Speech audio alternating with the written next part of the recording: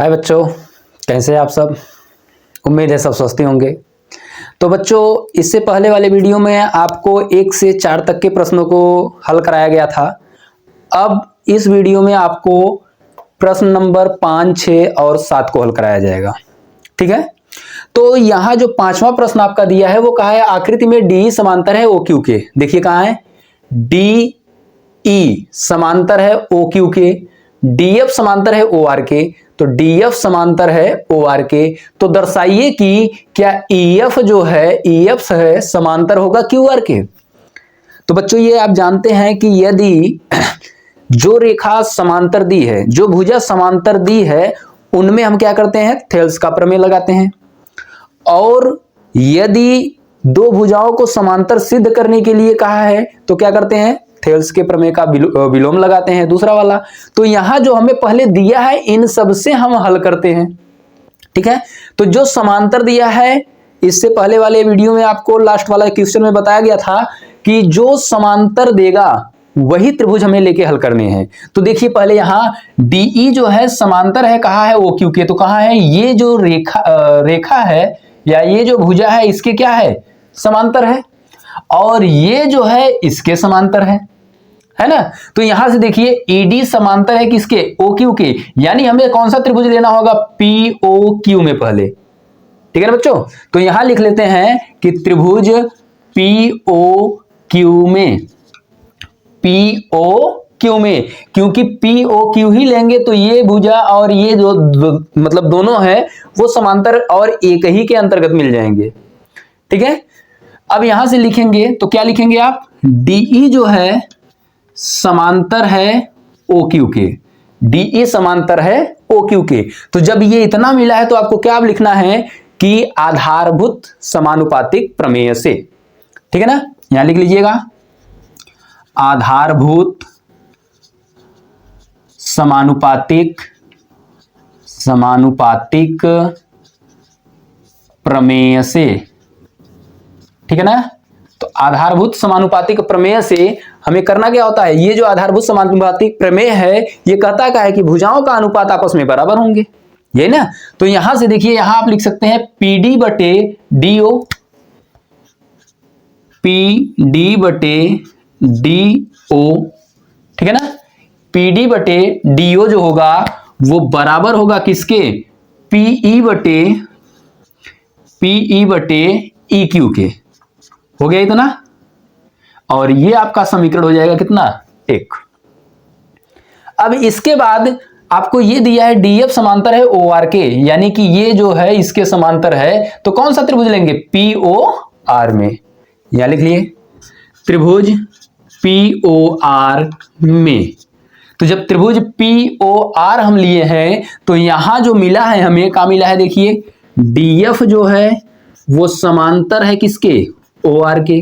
तो जब डीएफ समांतर हो गया ओ आर के तो यहां भी भुजाओं का जो अनुपात होगा वो क्या होगा, आपस में बराबर। तो यहां लिख लीजिएगा आधारभूत समानुपातिक प्रमेय से, आधारभूत समानुपातिक प्रमेय से पीडी बटे डीओ, पीडी बटे का डीओ बराबर होगा पीएफ बटे का एफ आर के। और ये आपका समीकरण नंबर 2। अब देखिए यहां आपको पीडी बटे डीओ, यहां भी पीडी बटे डीओ है। तो इन दोनों में करना क्या है आपको कि ये लिख लीजिए समीकरण 1 व 2 से। यहां लिख लीजिए क्या समीकरण 1 व 2 से। तो जब समीकरण 1 व 2 से लिखेंगे तो यहां पीडी बटे डीओ का मान ये उठा करके आप यहां रख लीजिए। तो क्या मिलेगा आपको, पीएफ बटे का एफ आर बराबर यहां रखेंगे पीई बटे का ई क्यू के। ठीक है। अब ये आपका जो है ये आपका समीकरण 1 व 2 को हल करने पे प्राप्त हुआ। अब देखिए ये जो पीएफ बटे एफ आर है, पी एफ बटे एफ आर बराबर हो गया पीई बटे ई क्यू के। तो यहां आप जानते हैं यदि भुजाओं का अनुपात समान होता है तो आधारभूत समानुपातिक प्रमेय के विलोम से ये जो रेखाएं हैं आपस में क्या हो जाती हैं, समांतर हो जाती हैं। ठीक है ना। तो यहां आप आगे लिख लीजिएगा आगे लिखिएगा कि चूंकि भुजाएं समानुपातिक हैं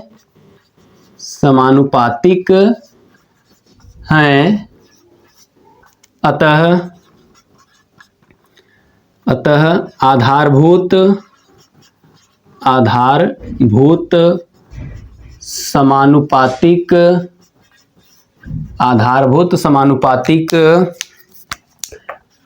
प्रमेय के विलोम से अब ये लिख सकते हैं आप कि EF जो होगा वो समांतर होगा किसके, QR के। ठीक है बच्चों, और यही आपका सिद्ध करना था। तो जब भुजाओं का अनुपात समान होता है तो रेखाएं आपस में क्या होती हैं, समांतर होती हैं, और यदि रेखाएं समांतर होती हैं तो भुजाओं का अनुपात क्या होता है, समान होता है। ठीक है, लिख लीजिए आप सब बच्चों। तो चलिए अब देखते हैं अगला प्रश्न, छठवां वाला। इसमें दिया है आकृति में क्रमशः OP, OQ और OR पर स्थित बिंदु A, B और C इस प्रकार है कि AB समांतर है PQ के और AC समांतर है किसके, PR के। तो यहां आपको ये फिगर दे दिया है, फिगर बनाने की जरूरत नहीं है, आपको फिगर ये दे दिया है। अब जब फिगर दे दिया है तो इसमें जो अब कहा है पहले वो देखिए। पहले ये दिया है AB समांतर है PQ के, तो देखिए AB है कहाँ, ये है, और ये समांतर है किसके, PQ के, यानी PQ इसके। ठीक है, फिर कहा है AC समांतर है PR के, तो AC आपका ये है और ये समांतर है किसके, इसके। अब इतना होने के बाद आपको कहा है तो आप दर्शाइए कि यानी सिद्ध करना है कि ये जो है समांतर होगा इसके। ठीक है, तो ये आप जानते हैं कि यदि रेखाएं समांतर हैं तो रेखाएं समांतर हैं तो आपको क्या लगाने हैं, थेल्स का प्रमेय। ठीक है ना। तो अब यहां आप करेंगे क्या कि त्रिभुज कौन सा मिल रहा है आपको, देखिए इन दोनों रेखाओं पर AB और PQ पर, AB और PQ पर यानी POQ ले सकते हैं। तो यहां लिखते हैं त्रिभुज POQ में, त्रिभुज POQ में। तो जब त्रिभुज POQ में ले लिए हैं तो यहां आपको दिया है क्या कि AB जो है वो समांतर है PQ के। देखिए AB जो है समांतर है किसके, PQ के है। तो जब AB समांतर PQ के है तो यहां आप लिखेंगे का आधारभूत समानुपातिक प्रमेय से। तो आधारभूत समानुपातिक प्रमेय से देख रहे हैं तो यदि दो रेखाएं समांतर होती हैं तो उनके भुजाओं का अनुपात क्या होता है, समान होता है। तो यहां आप लिख सकते हैं PA बटे का AO जो होगा वो बराबर होगा किसके, OB बटे का BQ के, यानी कि BO बटे का BQ के। ठीक है, ये आपका समीकरण नंबर 1 हो गया। अब दूसरा आपको दिया है कि AC समांतर है PR के, तो AC समांतर है PR के तो त्रिभुज कौन सा मिलेगा, POR मिलेगा। यहां से आप लिख लीजिएगा कि त्रिभुज POR में ये मिला। तो इसमें ये कहा है कि देखिए AC समांतर है PR के, AC जो है वो समांतर है किसके, PR के। तो जब AC समांतर हो गया PR के तो जब ये रेखाएं समांतर हो गई तो भुजाओं का अनुपात क्या होगा, समान होगा। फिर से आप यहां लिखिएगा आधारभूत समानुपातिक प्रमेय से, आधारभूत समानुपातिक प्रमेय से। तो ये क्या कहता है कि भुजाओं का अनुपात समान होगा, यानी PA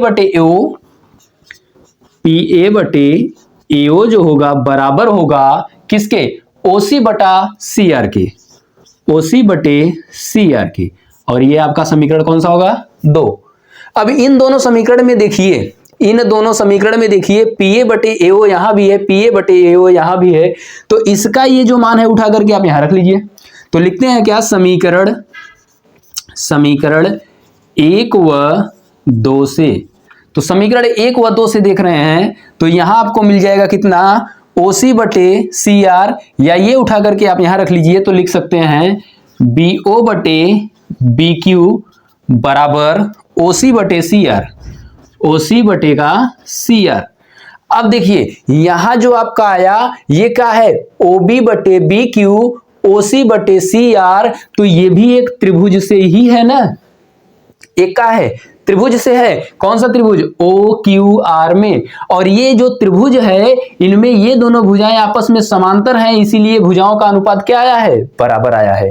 तो अब यहां आप क्या लिखेंगे कि भुजाओं का अनुपात समान है, भुजाओं का अनुपात समान है, भुजाओं का अनुपात समान है, अतः आधारभूत समानुपातिक प्रमेय के विलोम से, आधारभूत समानुपातिक प्रमेय के विलोम से ये जो BC है समांतर हो जाएगा। BC समांतर होगा किसके? QR के। ठीक है बच्चों, यही सिद्ध करना था। लिख लीजिए आप सब। इसके बाद बताते हैं आपको अगला प्रश्न 7 नंबर। चलते हैं 7वें प्रश्न की ओर। तो 7वां प्रश्न जो आपका है ये आप कक्षा 9 में सिद्ध कर चुके हैं एक बार। उसी को यहाँ कहा है कि 6.1 प्रमेय के प्रयोग द्वारा इसे हल करने हैं। तो देखिए यहाँ प्रश्न में कहा है कि प्रमेय 6.1 का प्रयोग करते हुए सिद्ध कीजिए कि एक त्रिभुज की एक भुजा के मध्य बिंदु से होकर दूसरी भुजा के समांतर खींची गई रेखा तीसरी भुजा को समद्विभाजित करती है। यहां समझिएगा, ये कहा है कि एक त्रिभुज है। मान लीजिए एक त्रिभुज हम ले लेते हैं, कौन सा? ABC। ठीक है, ये हमारा त्रिभुज हो गया, कौन सा? ABC। और इसमें ये कहा है कि त्रिभुज की एक भुजा के मध्य बिंदु से, तो हम मान लेते हैं कि AB का जो मध्य बिंदु है वो कौन है? P है। ठीक है, से होकर दूसरी भुजा के समांतर, तो ये पहली भुजा थी, ये क्या है? दूसरी भुजा है। तो इसके समांतर ये एक रेखा खींचे, समांतर रेखा खींची गई जो तीसरी रेखा को समद्विभाजित करती है, मतलब AC को समान भागों में बांटती है। यहां मान लेते हैं ये क्या है? आपका Q है। यहां देखिए हमें सिद्ध क्या करना है? हमें सिद्ध करना है क्या करना है बच्चों? कि AQ जो होगा वो बराबर होगा किसके? QC के। AQ जो होगा वो बराबर होगा QC के। ये हमें सिद्ध करना है। ठीक है, चलिए हम यहां हल करते हैं, इसे देखते हैं क्या क्या दिया है। तो सबसे पहले ये कहा है कि AB का जो मध्य बिंदु है वो कौन है? P है। हम मान लिए कि माना AB का मध्य बिंदु P है। अब देखिए यदि ये P जो है AB का मध्य बिंदु है, मध्य बिंदु का मतलब क्या? कि AB को दो बराबर भागों में बांटता है। मध्य बिंदु तो यही होता है ना कि जब किसी रेखा का मध्य बिंदु निकालते हैं तो उसे दो बराबर भागों में बांट देता है। तो जब P जो है AB का मध्य बिंदु है तो यहां से लिख सकते हैं, अतः AP जो होगा वो बराबर होगा PB के। और ये आपका समीकरण नंबर 1 हो गया। जब ये मध्य बिंदु है तो ये क्या करेगा? इन्हें दो बराबर भागों में बांटेगा ना। तो यहां आप लिख लिए AP बराबर है क्या? PB के। अब इसमें ये कहा है कि इस P से होकर जाने वाली रेखा जो BC के क्या है? समांतर है। यानी ये लिख लीजिएगा आप कि PQ जो है वो समांतर है किसके? BC के। ये क्या है? दिया है। ठीक है ना, ये दिया है। अब बताइए यदि एक त्रिभुज में दो रेखाएं आपस में क्या हो गई? समांतर हो गई।